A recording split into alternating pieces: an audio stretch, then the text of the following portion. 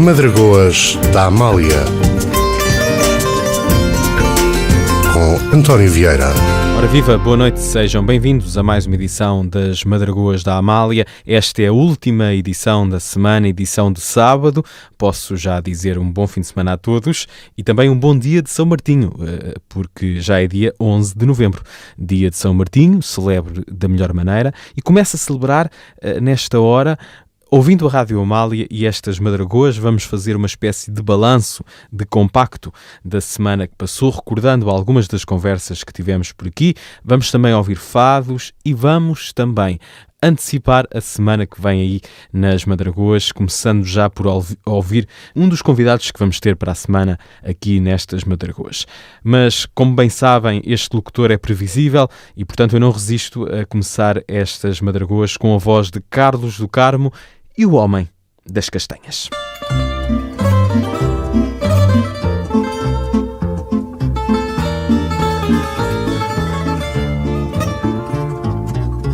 Na Praça da Figueira ou no Jardim da Estrela, num fogareiro aceso é que ela arde. Ao canto do outono, à esquina do inverno, o Homem das Castanhas é eterno. Não tem eira nem beira, nem guarida, e apregoa como um desafio. É um cartucho pardo da sua vida, e se não mata a fome, mata o frio. Um carro que se empurra, um chapéu esburacado, no peito uma castanha que não arde. Tem a chuva nos olhos e tem o ar cansado, o homem que apregou ao fim da tarde. Ao pé de um candeeiro acaba o dia, voz rouca com o travo da pobreza, apregou a pedaços de alegria, e à noite vai dormir com a tristeza. Quem quer quentes e boas quentinhas a estalarem cinzentas na brasa, quem quer quentes e boas quentinhas, quem compra leva mais calor para casa. Quem quer quentes e boas quentinhas a estalarem cinzentas na brasa, quem quer quentes e boas quentinhas, quem compra leva mais calor para casa. A mágoa que transporta é miséria ambulante, passeia na cidade o dia inteiro. É como se empurrasse o outono diante, é como se empurrasse o nevoeiro. Quem sabe a desventura do seu fado, quem olha para o Homem das Castanhas, nunca ninguém pensou que ali ao lado ardem no fogareiro dores tamanhas. Quem quer quentes e boas quentinhas a estalarem cinzentas na brasa, quem quer quentes e boas quentinhas, quem compra leva mais calor para casa. Quem quer quentes e boas quentinhas a estalarem cinzentas na brasa, quem quer quentes e boas quentinhas, quem compra leva mais amor para casa. Aqui está o Homem das Castanhas, Carlos do Carmo, nestas Madragoas de hoje, em que recordamos também algumas das conversas que tive aqui neste programa ao longo desta última semana, e começámos a semana com uma conversa com a fadista Nathalie. Ela deu concerto na quinta-feira no pequeno auditório do CCB. Foi também estrela da tarde aqui no palco da nossa rádio, na quarta-feira. Ela esteve na nossa rádio para conversar com a Ana Meixedo. Aliás, essa é uma conversa que vamos poder ouvir de novo entre as 11 e a meia-noite de domingo. Por isso, eu não perder. Quem não ouviu ou quem quiser ouvir de novo, pode ouvir entre as 11 e a meia-noite de domingo, ou seja, já de amanhã. A Natália veio às Madragoas então e vamos ouvir um excerto dessa conversa agora mesmo e depois o tema que dá nome ao disco que a Natália vai editar em breve. Vamos ouvir o tema Alma Serena, o disco chama-se também Alma Serena. Madragoas da Amália, boa noite, fique desse lado. Não achas que pelo facto de não teres crescido em Portugal, isso faz com que tenhas um olhar diferente dos portugueses que estão cá? Eu às vezes sinto-me, isto é feio de dizer, mas eu às vezes sinto-me mais portuguesa que os próprios portugueses cá. Porquê isso acontece? Porquê que achas que... Nós quando fazemos parte de uma comunidade portuguesa, nós fazemos tudo para manter as tradições portuguesas. Então juntávamos pessoas do Minho, da zona de Aveiro, de Lisboa, do Algarve, lá nas comunidades portuguesas, é uma mistura dos portugueses de cá, não é? Eu sei dançar folclore, eu canto fado. Isso é verdade? É verdade, sim. Eu sei dançar o vira, cana verde. Eu acho que, como nós temos tanto orgulho de sermos portugueses e estamos longe, tentamos manter essas tradições e a cultura. Já usaste algum desses talentos em concertos? Não. Tens de dançar o vira no concerto.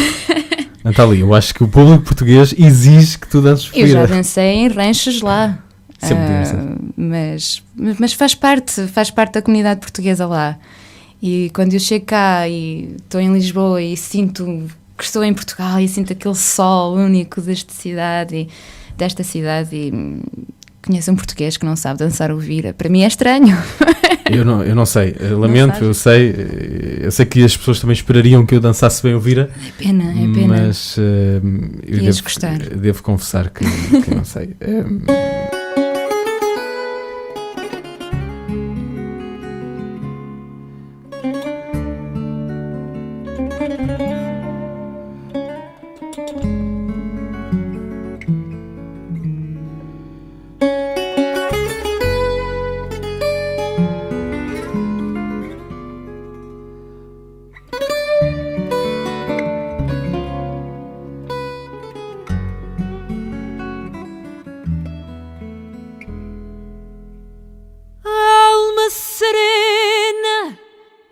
Consciência pura, assim eu quero a vida que me resta. Saudade não é dor nem amargura, dilui-se ao longe a derradeira festa. Saudade não é dor nem amargura, dilui-se ao longe a derradeira festa. Não me tentam as rotas da aventura, agora sei que a minha estrada é esta, difícil de subir, áspera e dura, mas branca urze de ouro puro a giesta. Difícil de subir, tão áspera e dura, mas branca urze de ouro puro a giesta. Assim meu canto fácil de entender, como raiz na terra, água corrente, como chuva a cair, planta a nascer. Eu canto ao sol e para toda a gente, como chuva a cair, planta a nascer. Eu canto ao sol e para toda a gente, como raiz na terra, água corrente. Tão fácil o difícil verso obscuro. Eu canto ao sol e para toda a gente. Eu não quero cantar atrás do muro. Eu canto ao sol e para toda a gente. Eu não canto atrás do muro.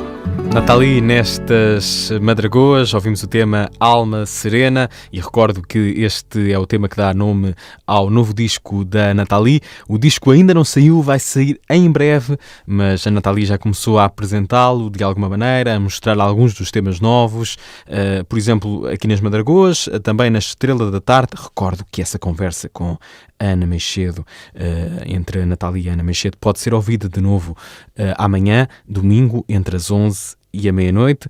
E também uma outra ocasião em que a Nathalie mostrou alguns dos temas novos foi precisamente no concerto que deu na quinta-feira no pequeno auditório do CCB. Aqui nas Madragoas, além de termos conversado com a Nathalie, nesta semana também falámos sobre os presidentes de Portugal, os presidentes da nossa democracia. Mas em vez de ser eu a falar sobre isto, vamos ouvir um excerto, um bocadinho da conversa que eu tive com o Filipe Luís. Ele é jornalista e é o autor do livro Presidentes que Mudaram Portugal. Quando as guitarras madrugam, acordamos para a conversa. Madragoas da Amália. Filipe Luís é o autor do livro Presidentes que Mudaram Portugal, a Vida, as Histórias e as Polémicas. Na verdade, falas aqui dos 5 presidentes da nossa democracia, a partir de 1974. Como é que surgiu a ideia para este livro? É mesmo a partir de 1976, porque são apenas os presidentes eleitos por sufrágio direto e universal. Antes disso, entre 74 e 76, houve 2 presidentes da democracia, que foi o general Spínola e o general Costa Gomes, mas não foram eleitos, foram nomeados pela Junta de Salvação Nacional, que foi um órgão transitório, não é, na democracia. Eu também falo deles na introdução do livro, para introduzir, digamos, o tema, e depois o critério foi mesmo tratar das 5 personagens que os portugueses elegeram, 4 delas por 2 vezes, para o órgão mais importante das nossas instituições políticas, e que é um órgão unipessoal, é o único órgão unipessoal. Portanto, a pessoa faz o órgão. A Presidência da República é uma pessoa que é uma espécie de um representante. Para além dos poderes que continua a ter, é também um símbolo.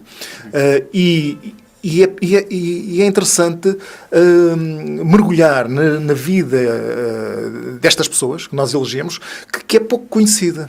Quer dizer, não é assim tão conhecida. Apesar de haver muita bibliografia, que eu, aliás, li, várias biografias de alguns desses personagens, outros em autobiografias, livros, jornais de época, etc. E eles aparecem, cruzam-se na vida do país, em várias épocas. E, portanto, isto não é um livro sobre os seus mandatos como Presidente da República apenas.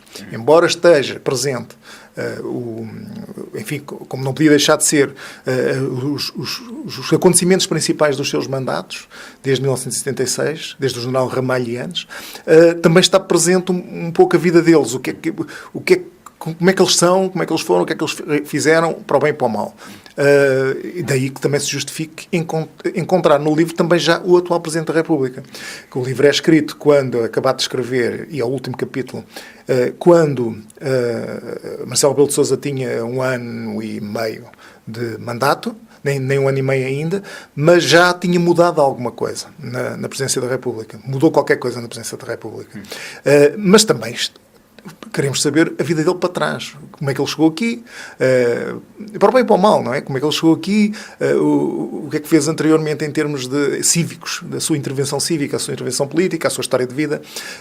E é uma das personagens mais interessantes do livro. E, portanto, embora tenha um capítulo mais pequeno, porque da parte do mandato não havia ainda muito para dizer. E como é que tiveste a ideia para o livro? Sim, a ideia é exatamente a eleição de Marcelo Rebelo de Sousa, que é assim, no momento em que o Marcelo é eleito Presidente da República, cria-se uma grande expectativa. Uma grande expectativa à volta da sua figura e uma grande expectativa à volta do que é que ele iria fazer. Ele fez uma campanha muito diferente do que é habitual, muito personalizada, começou a inventar aquela que parecia ser uma treta de campanha eleitoral dos afetos e das selfies, mas que se foi provando que era mesmo uma espécie de um programa político. Até agora mantém-se. Mantém-se. Vamos lá ver até quando e vamos lá ver se consegue aguentar esta pedalada e vamos lá ver se este feitiço não se vira contra o feiticeiro. Aliás, esta história dos afetos tornou-se tão importante que hoje em dia até outras figuras políticas discutem ou não se querem ser líderes dos afetos. Por causa da campanha em relação para líder do PSD, em que Santana Lopes e Rui Rio a certa altura estavam a discutir se são dos afetos ou não, o que até teve alguma piada.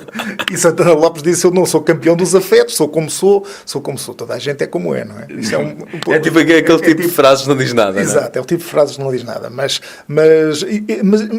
exatamente, mas eu estava a dizer que não é apenas a circunstância de haver uma figura muito fora da caixa, Marcelo Rebelo de Sousa, uma figura muito original e que os portugueses conheciam muito bem da televisão, sobretudo, de 15 anos de exposição em horário nobre, e também do seu estilo de fazer política, da forma de fazer política às vezes muito florentina, muito subterrânea.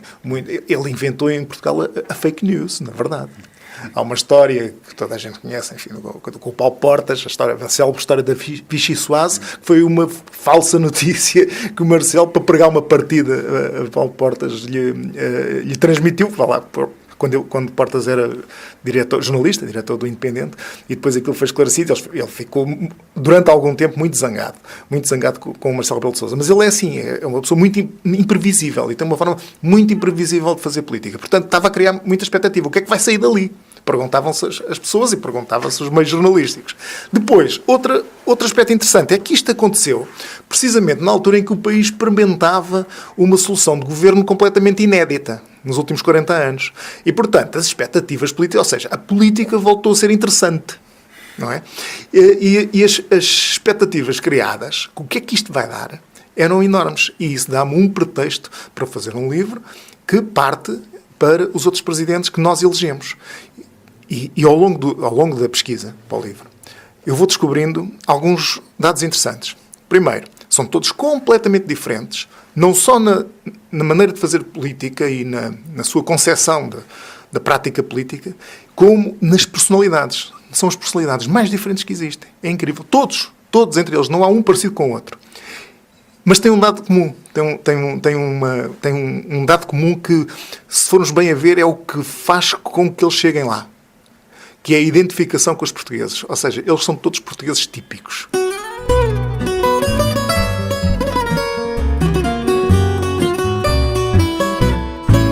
A Lucinda, camareira, era a moça mais ladina. A Lucinda, camareira, era a moça mais ladina, mais formosa, mais brejeira do café da Marcelina.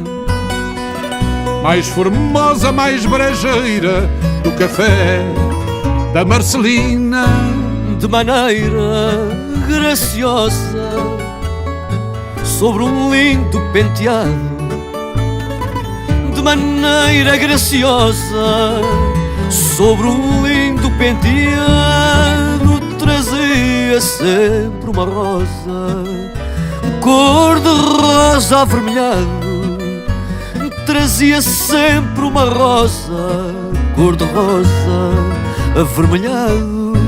Eu vivia enfeitiçado por aquela feiticeira que airosamente ligeira servia de mesa em mesa. Tinha feições de princesa, a Lucinda camareira.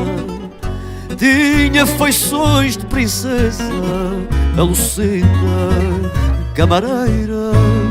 Primando pela brancura o seu avental de folhos, primando pela brancura o seu avental de folhos, realçava-lhe a negrura encantadora dos olhos, realçava-lhe a negrura encantadora dos olhos. Nem desgostos nem abrolhos sofrera desde menina, apesar de libertina, orgulhosa e perturbante.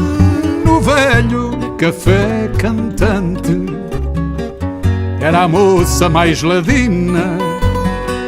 No velho café cantante era a moça mais ladina. Os marialvas em tipóias vinham da baixa num salto.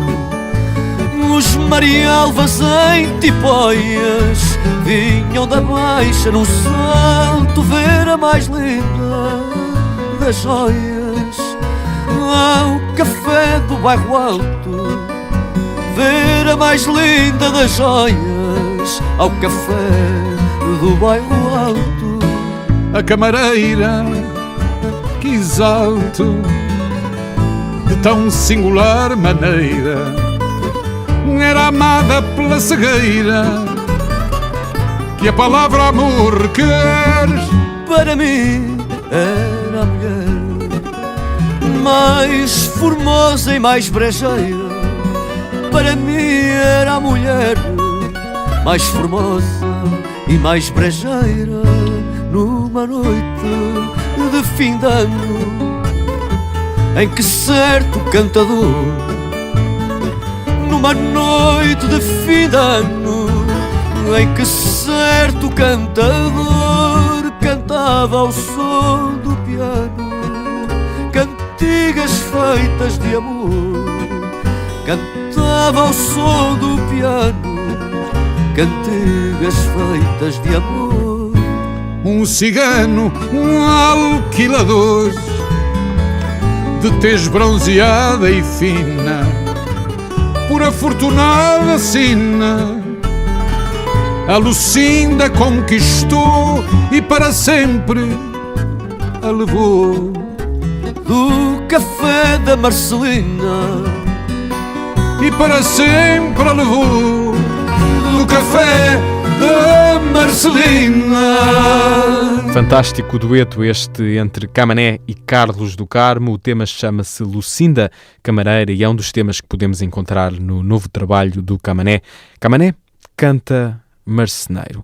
E o Camané vem falar-nos precisamente sobre esse disco. Para a semana, aqui nas Madragoas, ele vai ser meu convidado. Uma conversa a não perder. É sempre muito bom conversar com o Camané e principalmente quando temos um motivo como este. É um disco fantástico. Será certamente um dos grandes discos da música portuguesa neste ano de 2017 e vai motivar então essa conversa com o Camané para ouvir para a semana nas Madragoas.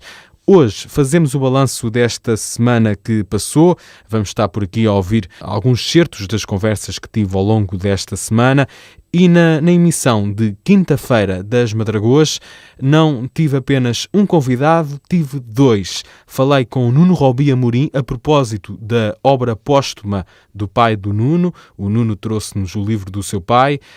O livro chama-se A Morte da Avó. Falámos sobre isso, sobre esse livro que é ao mesmo tempo uma história de família, mas também um livro que consegue contar um pouco da nossa história. E por falar em nossa história, também na quinta-feira estive à conversa com a Cláudia Ninhos. Ela é historiadora e trouxe-nos um livro absolutamente essencial, chama-se Portugal e os Nazis, que conta a relação cultural entre o regime do Estado Novo e a Alemanha nazi. Vamos ouvir então 2 certos dessas 2 conversas. Primeiro, o Nuno Robi Amorim e depois a Cláudia Ninhos. Nestas Madragoas de hoje, bom fim de semana, fique desse lado, obrigado por acompanhar as Madragoas e atenção, pode acompanhar não apenas aqui no FM, mas também no Facebook. Passe pela página de Facebook das Madragoas. facebook.com/Madragoas da Amalia. Sem acento, tudo pegado. Vens aqui às Madragoas para nos apresentares, de alguma maneira, este livro, A Morte da Avó, um livro do teu pai. Exato, é um livro do meu pai. Não é fácil definir este livro. Terei que explicar eventualmente que este livro nasceu de uma provocação que eu fiz ao meu pai. O meu pai era um contador de histórias. Eu passei toda a minha vida com o meu pai a ouvir as histórias do meu pai. O meu pai tinha também jornalista? Exato, também jornalista. Foi jornalista durante a vida inteira. E se calhar é por isso que eu hoje sou jornalista. A minha formação académica, eu sou de História e de Arqueologia, não tem muito a ver, embora trabalhemos factos.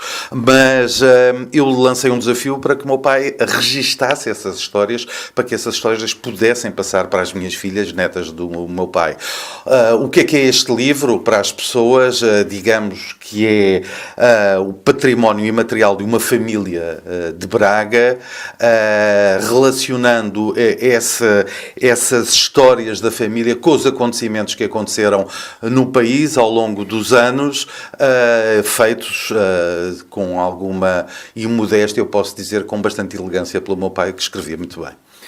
Contar uma boa história é sempre um equilíbrio entre 2 fatores, entre a história em si, o poder da história que é contada e também essa elegância, esse charme da própria escrita? É, sem dúvida, quer dizer, eu não tenho essa capacidade, eu sei perfeitamente que não tenho essa capacidade que o meu pai tinha, quer dizer, aquelas pessoas que nos contam uma história e cuja forma como a contam é quase deliciosa de ouvir ou de ler, que é o caso, eu não tenho essa capacidade, há pessoas que têm e há pessoas que o conseguem fazer, e eu acho que neste livro está muito bem conseguido.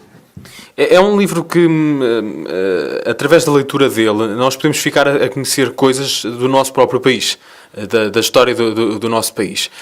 O que é que podemos ficar a saber sobre nós próprios com a leitura deste livro? Exatamente. Bom, este livro é centralizado na avó do meu pai, a minha bisavó, que era uma senhora que nasceu... Antes do mais, tenho que explicar que há aqui uma enorme decalagem. O meu pai, quando eu nasci, o meu pai já tinha quase 40 anos. O meu pai é o 6º e a minha avó... a mãe do meu pai já era a 6ª. Por isso, a avó do meu pai é uma senhora que nasceu na Maria da Fonte, em meados do século XIX. E ficamos a saber, com este livrinho, pequenas histórias, e ficamos a saber, sobretudo, que a história é feita de pessoas e que não há muito que possamos ultrapassar para além das próprias pessoas. Isto é, todos podemos ter uma ideologia, defender uma ideologia, ser contra uma outra ideologia, mas antes das ideologias, antes das ideias, antes das vontades, estão sempre as pessoas que, quer nós queiramos ou não, são nossos primos, são nossos conhecidos, é o senhor da mercearia, é o senhor da loja, ou é o nosso parente, e tudo isto está relacionado. Numa cidade como Braga, que hoje em dia é claramente a terceira cidade do país, no século XIX era claramente uma cidade com alguma pujança. E é o epicentro destas histórias? É mais ou menos, embora também circulem um bocadinho pelo país inteiro e até fora do país, mas é Braga o epicentro deste livro, sim. facebook.com/Madragoas da Amalia. Sem acento, tudo pegado. Portugal e os Nazis é o livro da Cláudia Ninhos. Ela hoje está aqui comigo à conversa. Histórias e segredos de uma aliança. Que histórias podes contar? E que uma ou outra história, obviamente as pessoas têm mesmo de adquirir o livro para ficar a conhecê-las, mas há alguma história interessante que queiras destacar? Bom, há várias histórias interessantes que são contadas no livro. Por exemplo, as viagens dos navios da organização nazi Força pela Alegria, Kraft Durchfreude. a Lisboa são uma questão muito interessante, porque eu descrevo-as com base tanto nas fontes alemãs, como portuguesas, como inglesas, e dão-nos a mostrar como é que o impacto que tinham na pacata cidade de Lisboa. E é muito curioso. Que impacto tinham? Como é que isso acontecia e como é que essas viagens acabavam por invadir o cotidiano lisboeta? Imagina o que era navios enormes chegarem ali ao Tejo, não é? Com centenas de alemães a bordo, e depois tinham alemães à espera deles, alemães que viviam cá em Portugal com bandeirinhas nazis a cantarem os hinos nazis, e depois subiam pela cidade. E há descrições do embaixador inglês em que eles punham as bandeiras com suásticas nas peixeiras e iam cantando, iam fazer serenatas à janela do ministro alemão. Havia também da parte das pessoas, dos portugueses, alguma ignorância do que é que estava ali a passar-se, ou não? Sim, por parte das massas, claramente, sim. E é por isso que a política cultural alemã é muito dirigida para a elite portuguesa, não é? O objetivo é influenciar as elites portuguesas, e é por isso que fomenta o intercâmbio académico, a vinda de importantes cientistas e académicos alemães que vêm a Lisboa fazer conferências, palestras, pintores alemães. Em 1941, por exemplo, é inaugurada a exposição da moderna arquitetura alemã, em que o Speer vem propositadamente a Lisboa, e há fotografias da época.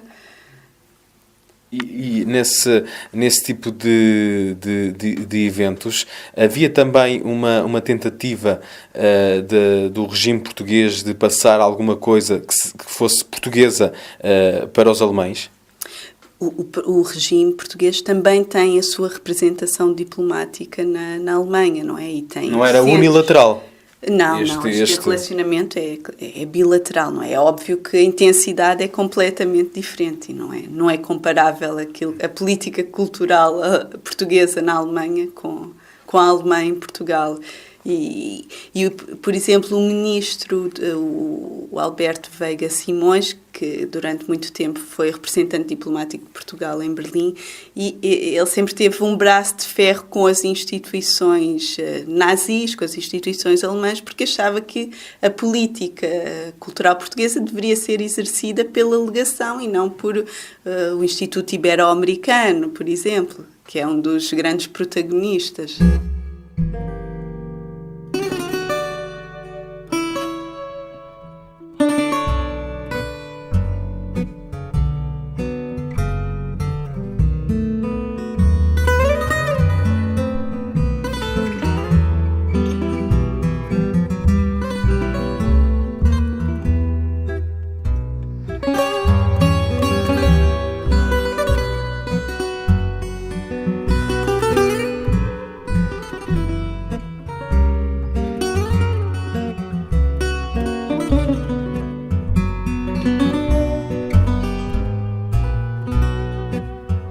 Que sorte que Deus me deu, e que sempre hei de lembrar.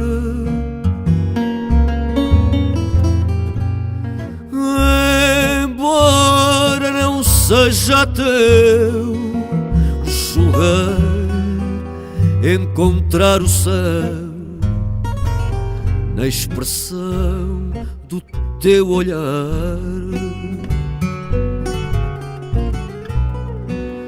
Mas deitaste-me ao deserto,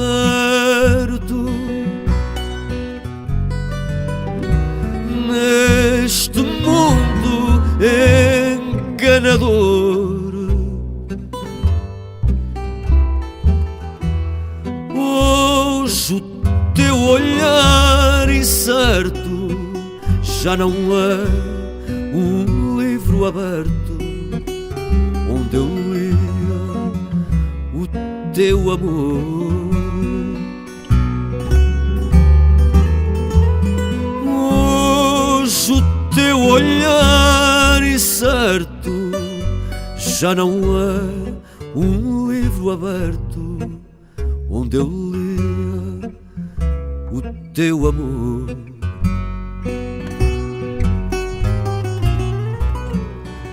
Enganaste os olhos meus,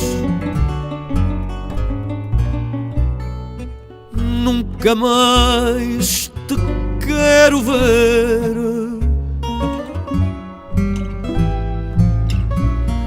Meus olhos dizem-te adeus, teus olhos não são dois céus, são dois infernos a arder. Coração para amar a fundo, outro coração requer.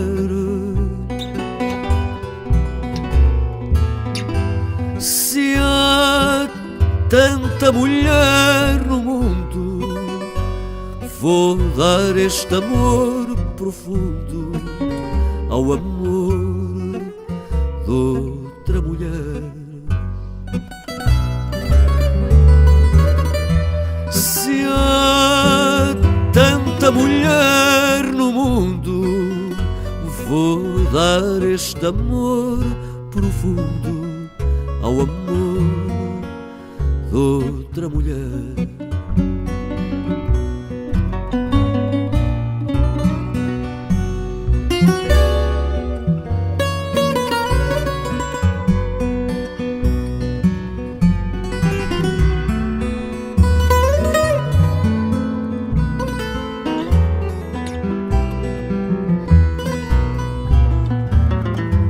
Se há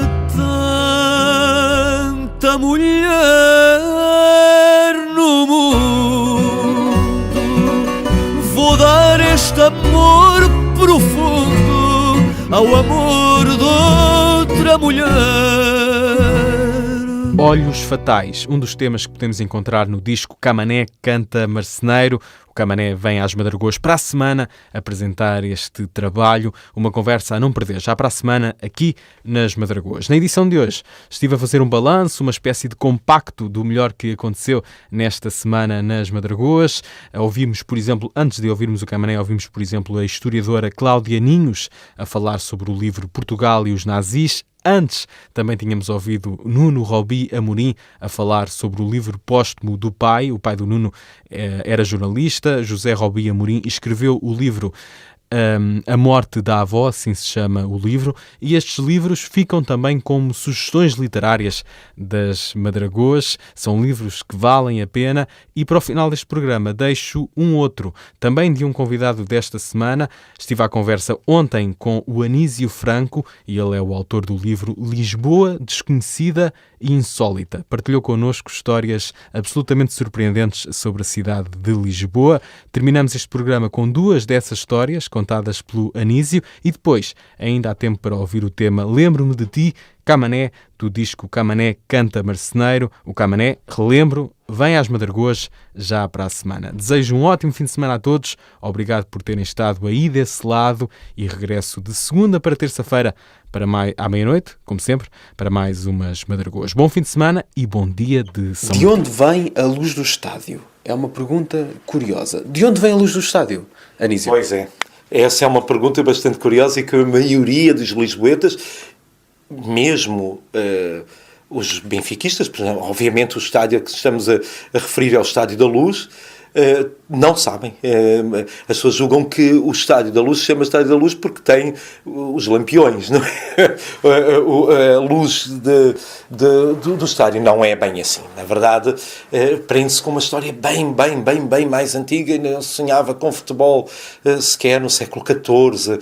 Há um homem que trabalhava no Algarve e é levado por corsários Imaginem, mete piratas e tudo, esta história até piratas mete, é levado por corsários para o norte da África e está preso à espera que os resgatem. As pessoas eram levadas porque se esperava que alguém os fosse lá buscar, e que para os ir buscar tinham que pagar um resgate. Ele, como não era propriamente a pessoa endinheirada, nem a família, nunca mais pensou em voltar e estava muito triste e fez várias preces à Virgem, e diz-se que a Virgem lhe apareceu em forma de luz, lá no norte da África, em Marrocos, imaginamos, e que dizia que bem perto do sítio onde ele morava, em Lisboa, que deveria ver um sítio onde apareceria uma luz, onde deveria aparecer uma luz, e que estava a aparecer constantemente essa luz, e que nesse sítio ele deveria construir uma capela à Virgem.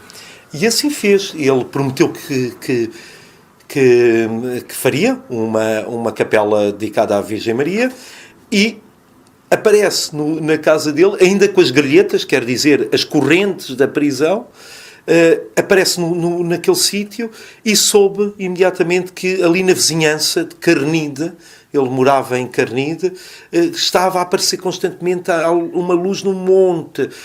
Ele, sem contar nada a ninguém da aparição, mas tentando cumprir a promessa, foi até ao sítio onde a luz aparecia. E, de facto, encontrou o sítio de onde irradiava a luz. Contou depois à mulher e a um primo, e, com a ajuda deles, escavaram no sítio onde havia a luz e encontraram uma imagem da Virgem naquele sítio.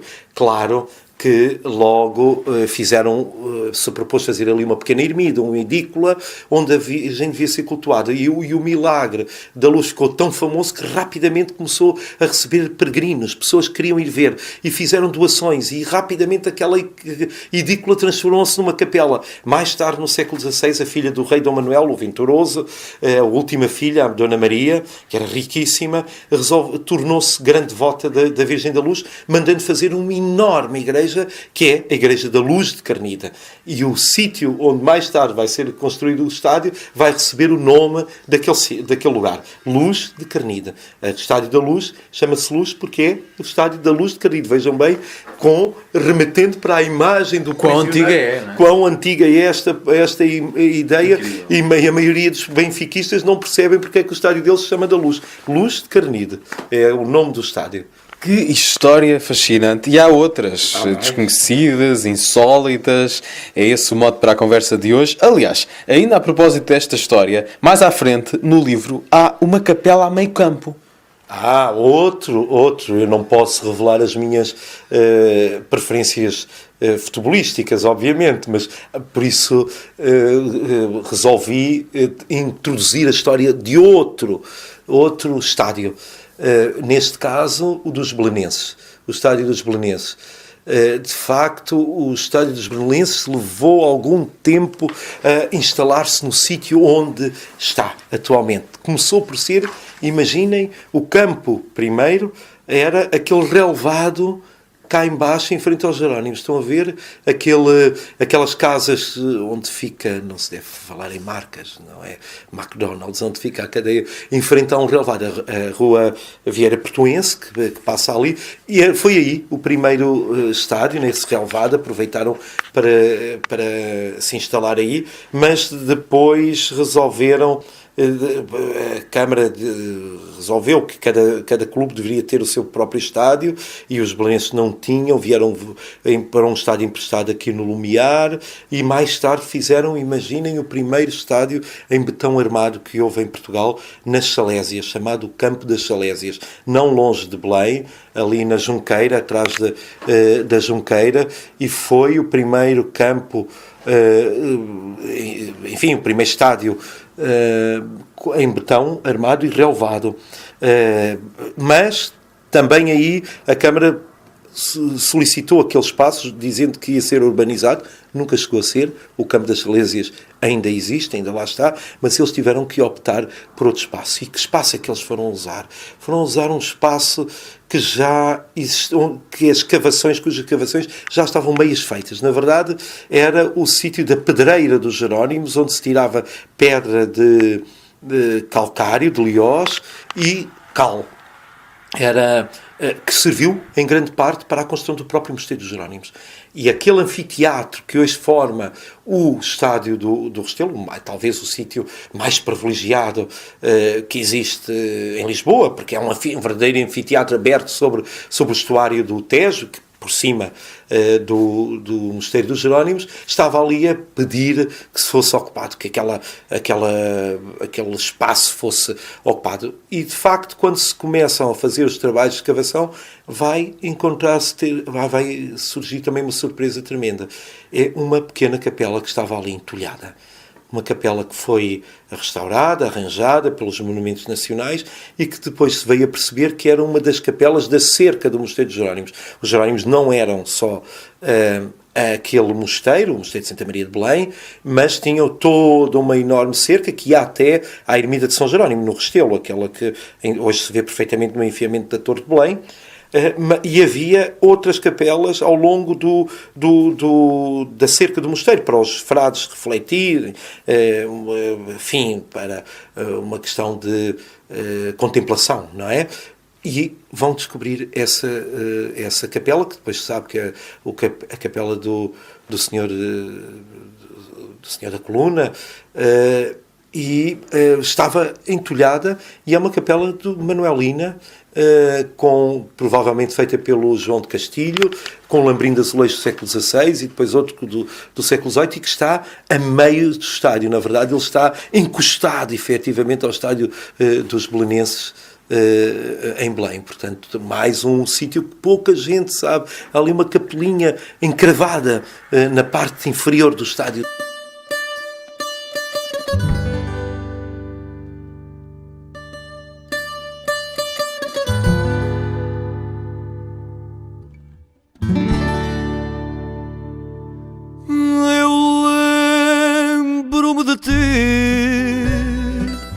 Chamavas-te saudade, vivias no moinho, ao cimo do outeiro, tamanquinha no pé, lenço posto à vontade. Nesse tempo eras tu, a filha do moleiro. Eu lembro-me de ti, passavas para a fonte, pousando no quadril, o cântaro de barro, imitavas em graça a cotovia insonte e mugias o gado até encheres o tarro. Eu lembro-me de ti e às vezes a farinha vestia-te de branco e parecias então uma virgem gentil que fosse à capelinha dia de manhã fazer a comunhão. Eu lembro-me de ti e fico-me aturdido ao ver-te pela rua em gargalhadas francas, pretendo confundir a pele do teu vestido com a sedosa lã das ovelhinhas brancas.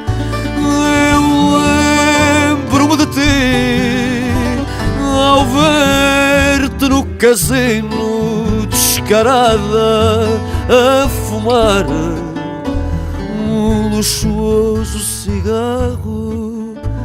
Fecho os olhos e vejo o teu busto franzino com o avental da cor do cântaro de barro.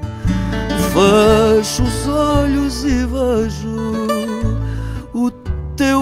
busto franzino, com o avental da cor do cântaro de barro.